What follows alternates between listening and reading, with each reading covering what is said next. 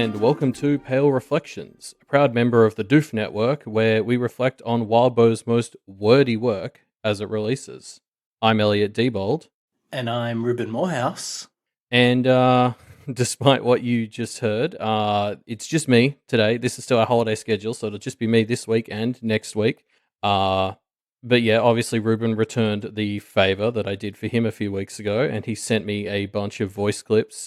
He was traveling while he sent them though, so they don't all sound 100% good, but hopefully everyone can still make them all out. But yeah, I guess with that said, let's dive into the chapters. First up is Left in the Dust 16.3. This one's from Avery's perspective, and we're sort of jumping right back into where we left off last week. She's very distracted as Liberty is talking to Nora about something while she forgets to pay for Sheridan's food. What in the Star Spangled Fuck? That's right, Ruben.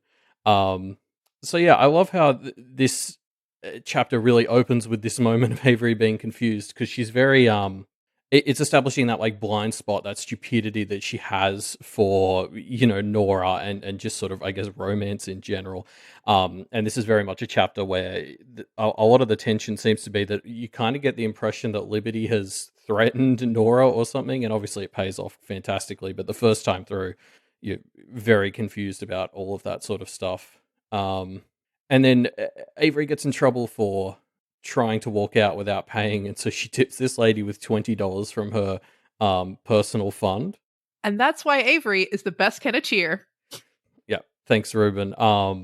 But yeah, I mean, I don't know. I just thought this was a hilarious moment because it's so not like new money, but very like Avery's somebody who doesn't, I think, understand the value of money yet. I mean, this is just kind of what happens, I think, when you give like a 14-year-old what was it, like $100,000 or something. Like she's just dropping 20s when she has any sort of mild problem. Somebody needs to get her financial literacy lessons, I think. It's just very funny, like how much longer can she keep milking the Garricks and then just sort of Averying away this money on stuff that probably isn't worth $20, I guess. I can't imagine ever being in a position to just drop 20 like that. It's just probably a good metaphor for the Kenneteers and how they got power at the start of the story as well. Like this is very much what they were like when they first went to the BHI, just like dropping big spells and stuff, and all the other practitioners are like, whoa, holy shit. So yeah, like it feels like a nice extension on that whole thing that was established early on. Avery's got all this money and she doesn't really understand the value of it yet, I guess I'd say. Yeah, so I guess weirded out by Liberty and Nora's interaction, but not willing to push. The gang all go get some s'mores, which was something that was set up last week, which is really fun. And then they just, gather around this shitty fireplace talking about life, the universe, and mostly how their parents have sort of fucked them up. And yeah, I mean, Nora's mum is a big part of this. We sort of learn that I mean, Nora's mum is tricky because she's like this example of when you are trying to protect your children from traumatic hardships you went through, and you're kind of overcorrecting and just creating new ones. Like Nora's mum is clearly just being so overprotective that she's hurting Nora in these other ways that she doesn't see. And we see this in practice when she shows up later. Like she'll say things, and Nora's just, she'll say things like, "Oh, are you ready to go?" And Nora's like, "No," but moves towards the car, and she just, takes that as a scent, I guess. So yeah, I mean, it's hard. You can really see why Nora's mum is the way she is, but also it sucks. It sucks for Nora. I'm glad that she's got people like Avery and now Liberty to, get her birthday cakes, because those fruit platters do not sound like a good substitution in my book. And then obviously, not to be outdone, Liberty brings up Daddy Teddy, and this is a great complication on like Anthem as a character, because I feel like everyone would agree that the thing he did for America and Liberty here is kind of objectively awesome. He told the patriarchy of their family to go eat shit, and then was so successful that he made them eat that shit. But yeah, I don't know. Again, like he didn't fix misogyny in the family. He got an exception made for his daughters, and like we've seen how he wants to kill people like Toad Swallow or whatever to like get them in line. So it's also kind of double down on the bad side of the practitioner thing, where he now has all these expectations and rules for what he wants them to be. So he's like, uh, it's this much more complicated view of Anthem now, where it's like he did a lot of good stuff, but he's also bringing the shit with it. And then that just kind of caps off with justifying the way Liberty has this, these stars in her eyes, the star-spangled eyes for Anthem. Like you can see why Toad Swallow and Avery are just sort of not the ones who are going to jump on that grenade, because she's really deep in like worshipping her dad for uh, pretty understandable reasons, I guess. Yeah. So I guess after all this talk of bad parenting, Liberty leaves for a bit to give Avery and Nora some alone time. And Nora is just about ramping up to ask Avery a big important question before everyone's favorite responsible big brother Rowan comes in to just, see that things are okay. And I'd be interested to hear from the chat here, because like Avery very much comes from a place here where Rowan is just like a big pile of nothing, and like a really shit supervisor. But I don't know. I can't help but like almost, if he was supervising her properly and watching her like a hawk, I think her idea of what would be good supervision is actually quite different to his. I don't know. I feel like if he was actually doing his job, she'd be more annoyed because he'd actually be there more.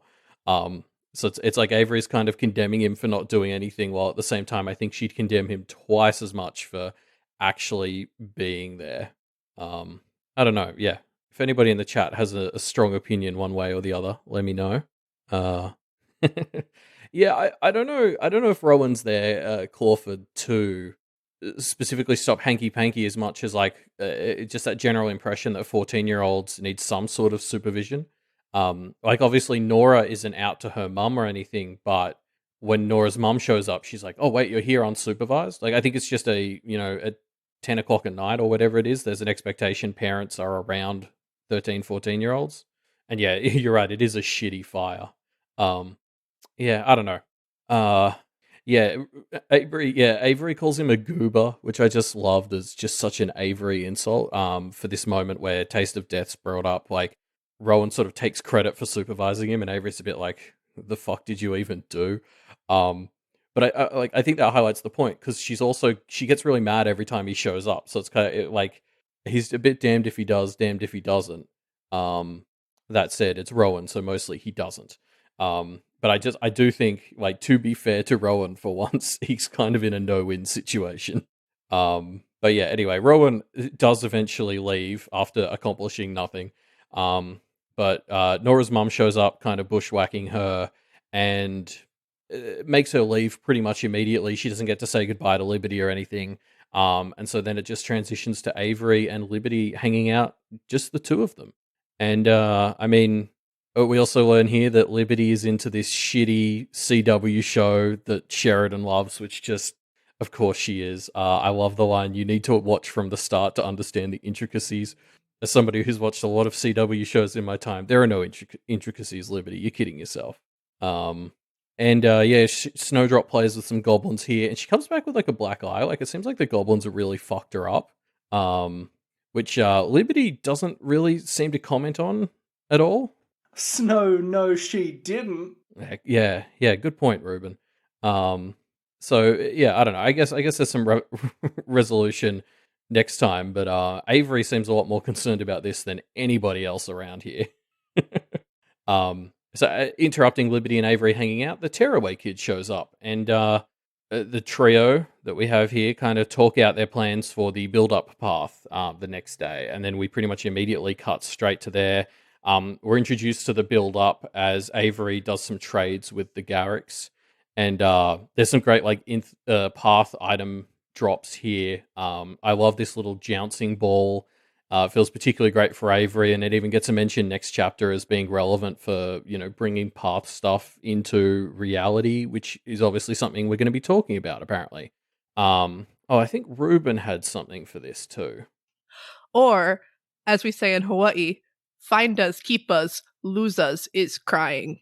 Yeah, thanks, Ruben. I think that was a good spot to put that.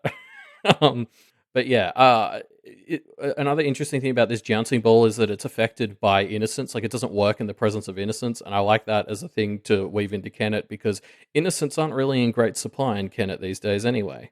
Uh, we also learn a bit more about Hazel, like kind of how using any of Hazel's practices is this really political sort of thing you have to do.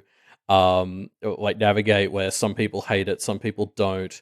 Um, and we get a bit more confirmation that the reason everyone who was around her got killed was because they let her go, basically, which I just thought was a bit funny. Um, I kind of get it. I mean, it seems like she was a real asset. I can't believe they let her go, but I guess she spent some time in reality and didn't really enjoy it, so she went back to the paths. Or, as we say in Hawaii, shoots, mob 'em good kind grinds, bruh. Yeah, totally, Ruben.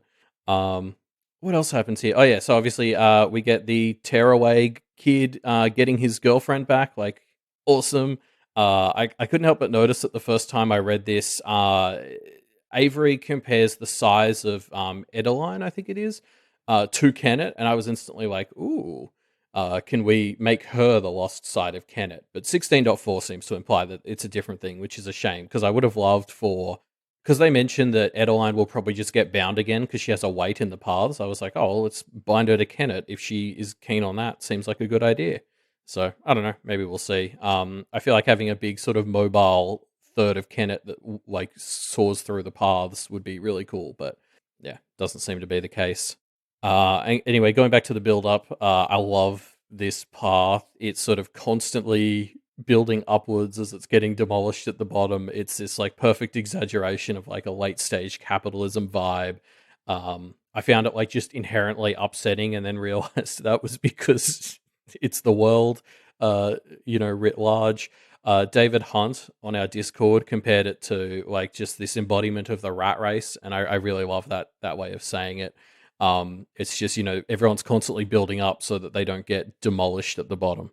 But yeah, so anyway, speaking of, they get started on the path. Avery's hanging out with Liberty. Jude and his cousins run off to do a sort of different version of it. And it's a path. It's a chaotic mess right from the start.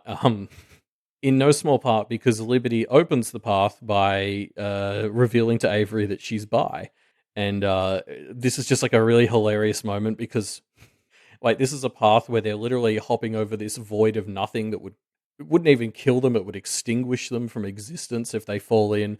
But for Avery, that's nothing, right? Like we need to add tension here by relationship drama. Like, Avery doesn't get phased by crazy others and voids of nothingness that will extinguish her. She gets thrown off by, wait, shit, is my friend bi? Has she been hitting on me? Like, what's going on? And I love the way that doesn't feel like the cheap CW drama Sheridan and Liberty watch, but it comes across really, really well, and it's Wildbow like upping the stakes in a way for a character who wouldn't be as phased by these stakes. But yeah, I mean, not only does this chapter shut down the beautiful Avery and Liberty ship that a lot of people have been on, but it's also in this section that my special Jude and Liberty ship is also dashed. Apparently, Jude can't stand the goblins. It's very sad. It seems like Liberty is destined to be alone as long as she's idolizing her dad. So hopefully we can sort that out for her. Yeah. So anyway, they make it through the path. I mean, there's a lot to talk about here. I'll skip over most of it. Obviously, Liberty does her goblin flying, which is great. Very jealous of that. Best practice ever. Snowdrop narrowly misses getting some delicious milk, but is whisked away by Avery, unfortunately. Anyway, at the end of the day, they all make it. And then we skip to sort of after the path, and Nora shows up at Avery's house. And then we cut to Nora's perspective for a bit, which, was very unexpected for me at least. I didn't know that was allowed. I thought that was against the rules. But yeah, fun format break. We go back. It's like a really great flashback. And Liberty is just living up to her reputation as like a kind of aggressive sweetheart, I guess. Call her. Like she's wingwomaning hard here, which I think was Clawford's big prediction last week. But yeah, it's in this really fair way where she's like, I like her and I will take her unless you take her because I think you'd be better. Like it's just it's a wildly mature thing for someone like Liberty to do. Uh, so yeah, I hope once we take care of Anthem, Liberty can find her own, I don't know, redhead. That seems to be the thing that she's going for. Um, but yeah, so Nora asks Avery out here when we flash back to the current time, and then Avery goes upstairs to sort of meet up with Liberty, and they confirm that they're still going to be friends. Like Liberty doesn't take this bad at all. Like again, just continues to bat it out at the park. And so yeah, everything's going well, and we end the chapter on another positive note as Liberty leaves to go hang with her dad. Time for Janine to swoop in. No, Ruben, unfortunately not. Maybe next week. But yeah, I don't know. Very close to a perfect ending. We have this moment of Avery debating whether or not to tell Liberty, and I think she's right that it's going to fall on deaf ears. So yeah, we'll see. It's going to be a rough one when Liberty sort of has to come to terms with Anthem, and I don't think anyone's looking forward to seeing it happen, even Toad Swallow. But yeah, so I guess that's 16.3, and then we cut ahead to 16.4, and this is from Lucy's perspective. We've cut back to Kennett. Marlon is still staying at Coey and Nibble's Boo and Breakfast. Today, she's getting a guest lecture from Cherry Pop on the path she's making with Snowdrop, and there's also some catering from Biscuit. And I mean, I fucking love Biscuit here. Like, this is just amazing. Somebody, Elven Path on our Discord, described these drinks as equal parts, that is super cool, and I wouldn't touch this with a 10-foot pole, which is perfectly goblin, and I absolutely agree with Elven Path. Like, what I love about Biscuit's drinks is just, they're so fucking gross, but also they do have cool abilities. Like, you can time travel forward, you can, get your mojo while drunk or whatever. There's a lot of I think Lucy calls out how problematic some of it is, and Biscuit's excitedly like, yeah, it's great. Yeah, I fucking love Biscuit. I hope she gets her Barney one day again. But yeah, it's also funny that we open this chapter with Cherry Pop doing this whole thing about making her path, because it really sort of, this is the idea that we're going to end the chapter on. So it's a really nice sort of way to jokingly prime us for considering the idea of how you bring lost things and kind of help shape them. I'm secretly optimistic that Cherry Pop might get her wish and Lost Kennett can have a big slide for her with lots of rocks. And it's also great that she's kind of pitching this at Marlon, because this is like Marlon's whole thing is she's detached from reality. She is kind of a little bit lost, and she seems to know more about the paths than most of the other practitioners we've sort of seen from. So you're kind of sitting here thinking, oh, like, can we get Marlon on side, and then Marlon will, be really handy for this, because she understands a lot more about being a lostish thing in reality. Like, I don't know. I've just, ever since we met Marlon in Basil's interlude, she seemed great. She just needs to stop being a dick. So I just want them to get her there. And of course, she also, coordinates a bit with Verona here. Marlon and Verona share a hatred of the human body. Well, it's very fun seeing the two of them connect, where Marlon's like, oh, now I have to deal with my human body, and normally I don't have to. You're like, God, you can just see the connections being made in Verona's head during this conversation. Again, just Marlon, she'll be fucking great to have around if we can get her to stop, human trafficking and, just those little minor things that she keeps doing. So yeah, as this sort of goes on, Lucy hops into the bathroom and finds some escape tools that Marlon has been preparing, and drops some curses on them. And I love this. I love how Lucy's continuing to explore cursing as her sort of primary form of practice. Especially within the context of what they're doing to Marlon, I guess, because these punishments are very much designed to suit the crime. Like, it does feel like she's doing this good balance of, if you do the wrong thing, this curse will hurt you sort of as much as you deserve for doing the wrong thing. And this is kind of the whole thing with curses that I'm loving seeing explored through Lucy, is curses are a really great justice tool in the right hands. Like, someone like Lucy who can set up curses to punish you for doing bad things, they're actually really cool. The problem is the curses don't discriminate based on who's setting them up. So you can get dickhead practitioners who presumably set up bad curses, and it's such a great tool of justice to explore because they're great in the right hands and terrible in the wrong ones. And like Lucy is the right hands, but how can you ensure that if Lucy was to get corrupted, or if she wants to systematize this, like how do you ensure that they maintain their power only in the right circumstances? Yeah, it's such a great thing to explore. And that's why Lucy is the best Kenneteer ever. Yeah, thanks, Ruben. Of course, Ruben thinks that. So yeah, after doing her bathroom pass, Verona does a bathroom pass on top of Lucy, and you know, finds some things that she actually brings out, and then the gang start getting ready to talk to Liz. They're doing some more stops. But before they're allowed to go, Chloe has a quick request to ask for Lucy. She's been trying to work on her cooking, and she wouldn't mind if Lucy was a bit of a taste tester. And I mean, this is so fun. It gives me tons of vibes of that episode of Futurama where Bender became a chef, but because he couldn't taste, like he was just shit at it. Um, like Chloe's vibe here is just like the universe keeps trying to tell her, no, you can't have nice things.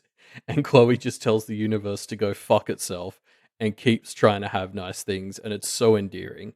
Like you just want nice things for Chloe. I can see Aziza did it already saying that in the chat as well. Chloe deserves every good thing. She absolutely does. Like she's just trying to be her best, most wholesome self in a world that is just trying to turn her into a murder ghoul. I really want to see her and Nibble running like the Boo and Breakfast at the end of the story, where like Chloe is cooking and kind of doing terribly at the domestics while Nibble is annoying the customers by putting on shitty old movies and telling them all about who made it and stuff. Like that old guy at every other B&B. Yeah, Chloe's she's always a shining light in this story.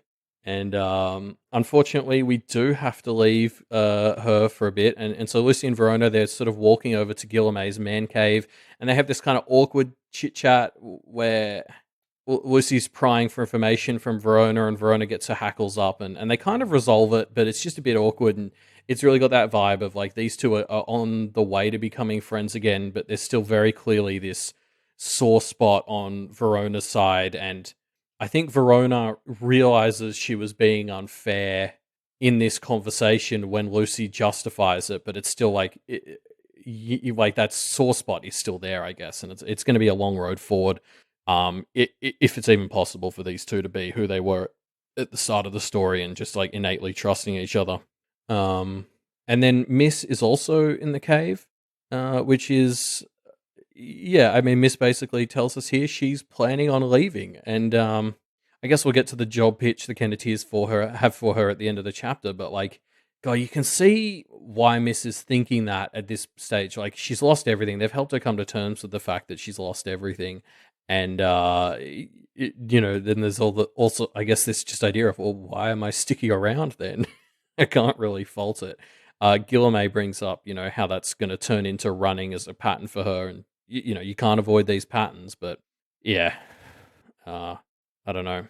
And I guess like the other side of this as well, like the feeling of dead endness for Miss is really kind of accentuated by the fact that Guillerme is the person she's having to come to for counsel. Like she talks about how Rook and Toad Swallow and all the others all can't really give her counsel for one reason or another, and Guillerme's her only option. And it's like, well, shit, if you think you're in a dead end and your only option is Guillerme, you're definitely in a dead end. Or as we say in Hawaii, if can, if no can, no can. Yeah, true, Ruben. So yeah, we'll get to Miss again later, I suppose. But they leave Miss behind, and Lucy, Verona, and Guillerme all just normally, harmlessly walk from the cave to the refugee house. And while they're here, they meet up with Tashlet and some others, and offer some of these refugees some new jobs in the Undercity and kind of just a way out of this house.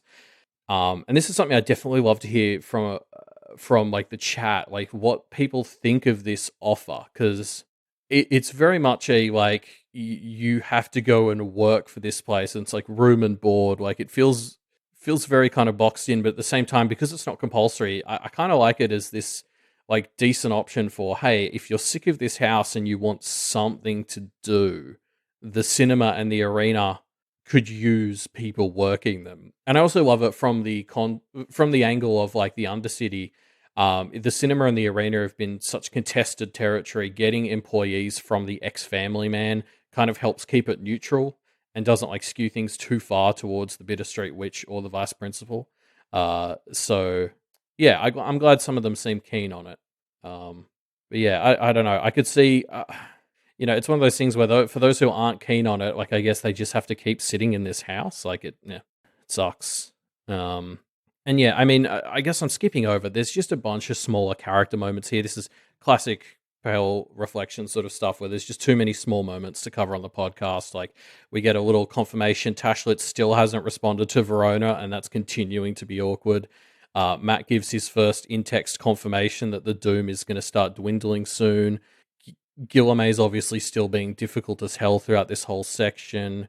And then, Lucy's talking to grandfather. Lucy, leave that poor dog alone. Oh, I mean, that's probably fair, Ruben. So yeah, I guess they're back up acquired, which is grandfather, Tashlit, Matt, and Guillerme. It's time for the meeting with Miss. And so they call Miss, and sorry, they call Liz, and they don't get her. They get someone even worse. Chucky shows up first, and he gainsays the duo for 24 hours. And I mean, I love this. Like, I love how Verona is determined to fight this gainsaying. We've obviously seen her get gainsaid a number of times in this story. We've been in her head when it happens, and she fucking despises it. Like, this is, yeah, like, Verona hates being gainsaid because it takes agency from her in a really tangible way. Like, the magic that she does have is very much what gets her through the day, and Charles taking it, yeah, she really hates that. And this is why it takes her a few more minutes than Lucy to really come to terms with it. And I think the fact that Lucy was here and able to offer her a place to stay for the night made a really big difference in that regard, because Lucy just immediately sees what's happening, whereas Verona can't let herself admit it for a while. And part of the frustration, especially on Verona's side here, is Charles isn't even pretending to be genuine here. Like, this is exactly what we saw in 14.Z with people like Marlon. Like, he is more than willing to fold on any of his bullshit gainsays. He's just here to be a pain in the ass, and he's so openly just undermining everything that the system stands for. I'm kind of into it. I kind of love how brazenly he's just saying like fuck it, I don't give a shit. Like, this is like on the nose, just completely nothing. Yeah, like. Yeah, I mean, I suppose we get some more stuff about how Charles has a plan here, so we'll save that for learning more about that plan later. It's not too surprising, I suppose, that Charles does have a plan. As he mentions, he was doing this for a decade. Like, but I think we knew that there had to be more to what he was thinking.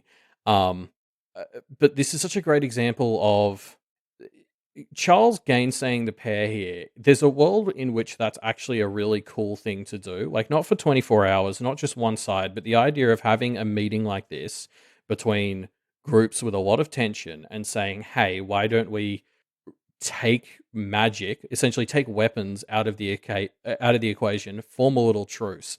Like, there's a nugget of a really good idea there, like gainsayings within the grounds of a meeting, creating a safe space with no weapons. I love it.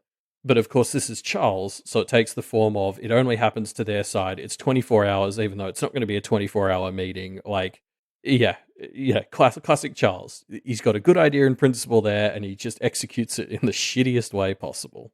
But I continue to just, love him as a villain. There's a moment where Matt tells him that John and Ken deserved better, and Charles retorts with, perhaps when I'm done, the other Johns and Kens of the world will get what they deserve.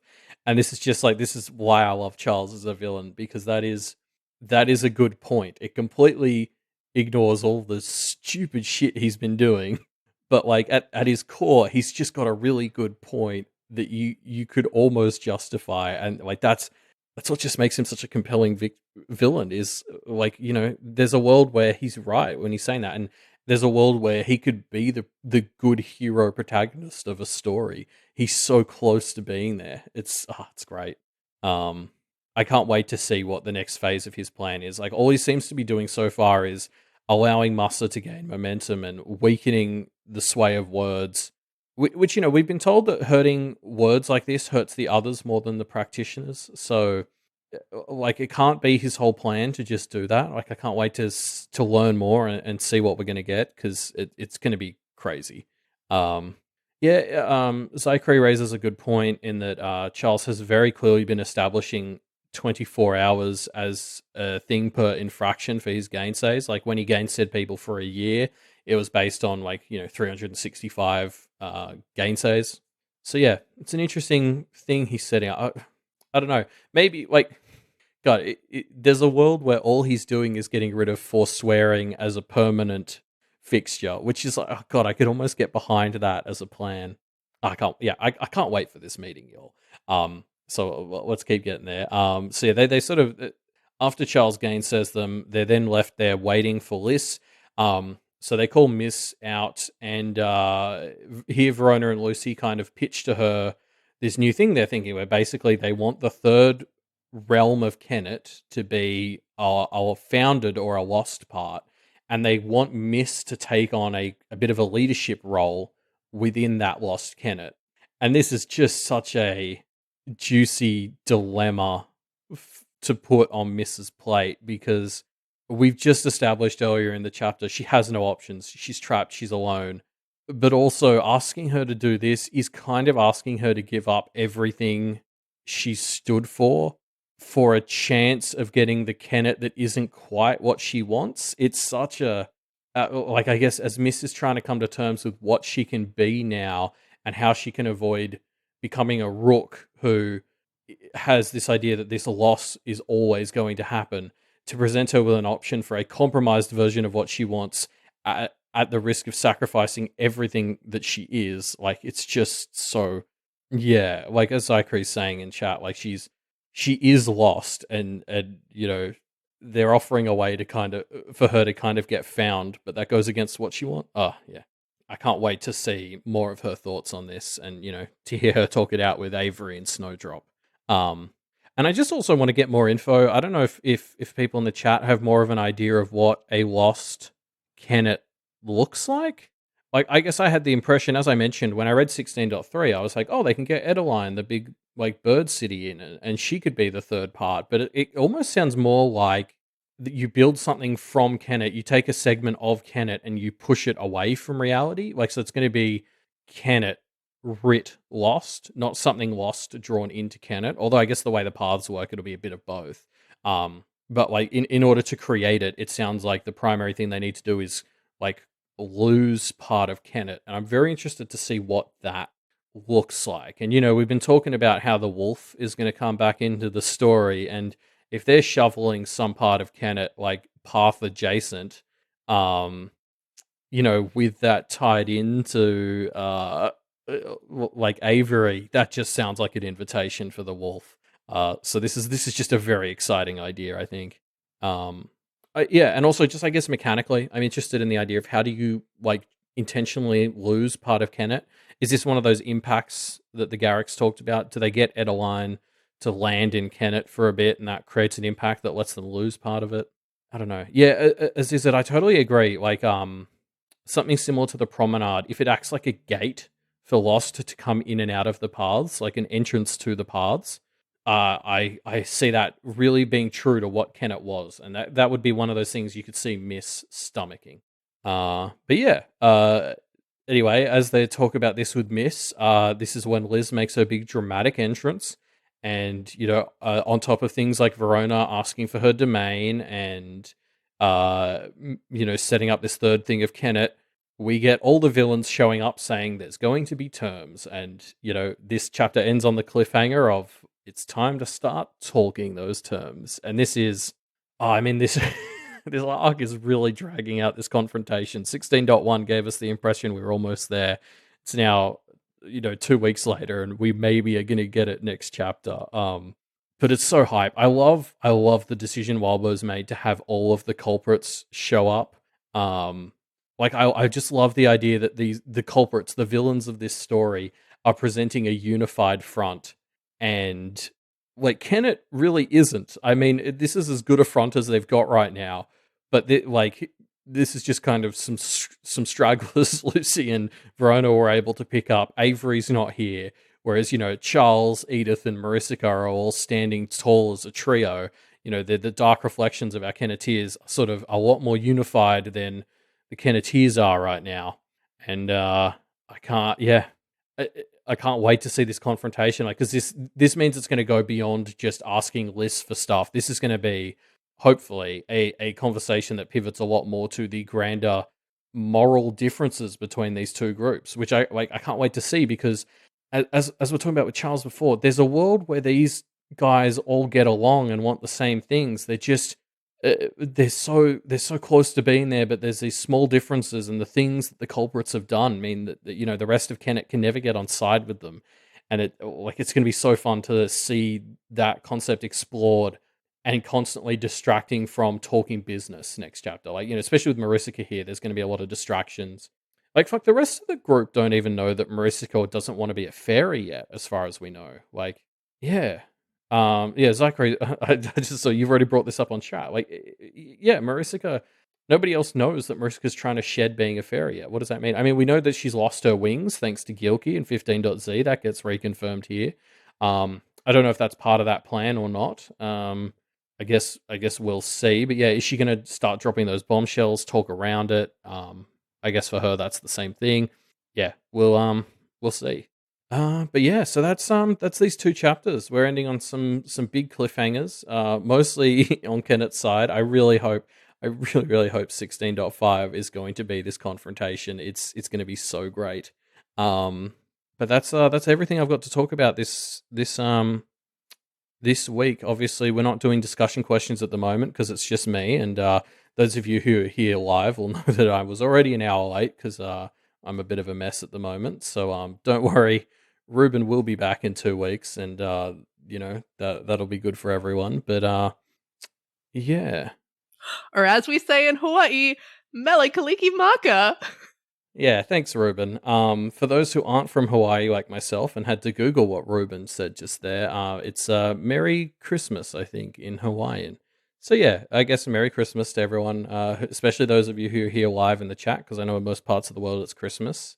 And yeah, I'll be back next week to talk about some more chapters, and I promise Ruben will be back soon. But yeah, there'll be a discussion thread for this episode if you want to comment on any of the rambling I did in this episode. We're also on Twitter. Ruben has specifically written here that he wants me to mention the memes that we're doing. He's very proud of these memes, so go check them out. doofmedia.com. That's our website. That's where all of our shows are listed. Pale in comparison, have you been listening to this episode and thinking, gosh, I wish I could hear more from Malia and Jenny? Well, go to Pale in Comparison and hear them talk about Pact and Pale. That's the way to do it. You can also support them and us at the Doof Patreon, patreon.com/doofmedia. All of our equipment and budget and stuff comes from that Patreon. These shows wouldn't be what they are without it. And obviously, of course, patreon.com/Wildbow is the place to go to keep getting more of this story. Without that Patreon, we wouldn't be getting this confrontation coming up. So, give him some money if you can. Throw him a Christmas present. And yeah, I guess with that, I'll see everybody next week.